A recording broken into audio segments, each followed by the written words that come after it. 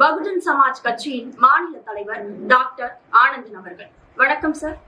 2026 தேர்தல் ரொம்ப நெருக்கத்துல இருக்கு சார். இந்த நிலையில உங்க கட்சியுடைய செயல்பாடுகள் என்ன? நீங்க 2026 தேர்தலுக்கு எப்படி தயாராகிட்டு இருக்கீங்க?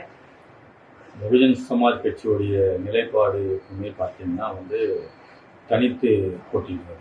அதாவது 2026 தேர்தல் தமிழகத்தில் வருகின்ற போது 234 தொகுதிகளிலும் எங்களுடைய வேட்பாளர்களை நிறுத்தி வைத்து நாங்கள் தேர்தல் களத்தை சந்திப்போம்.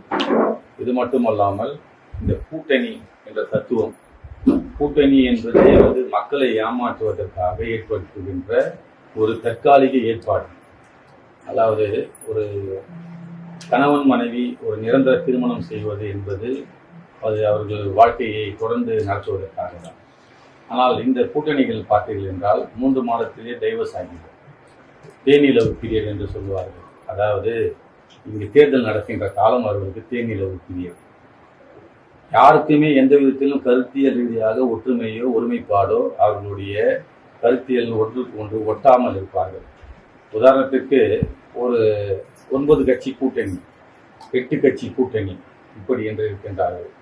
இவர்களுக்கு தெம்பிருந்தால் திராணி இருந்தால் இவர்களை ஒருவரும் அவரவர் சின்னத்திலே அவரவர் தேர்தலை சந்திக்க சொல்லுங்கள். ஒருவருக்கும் எவ்வளவு வாக்குகள் இருக்கின்றது என்று வாக்கு சதவீதம் தெரிந்துவிடும். உதாரணத்துக்கு சொல்ல போனால் சில கட்சிகள் 10 கட்சிகள் ஒன்றாக இணைந்து அவர்கள் தனித்தனியாக அவர் தேர்தல் சிம்பலை போட்டு அவர் கூட்டணியாக கூட இருந்து கொள்ளட்டும், வாக்கு என்பதை சேர்த்து கூட எண்ணிக் கொள்ளட்டும்.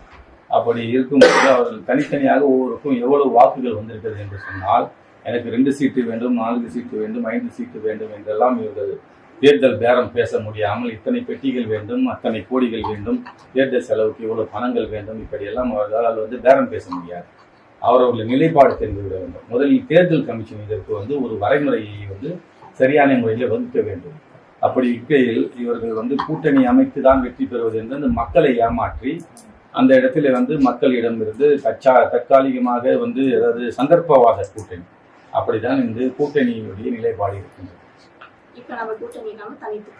நம்ம எப்பவுமே தனித்து போட்டியிடுவது தான் நம்மளுடைய கட்சியுடைய வழக்கம். தனித்து போட்டியிடுவதனால்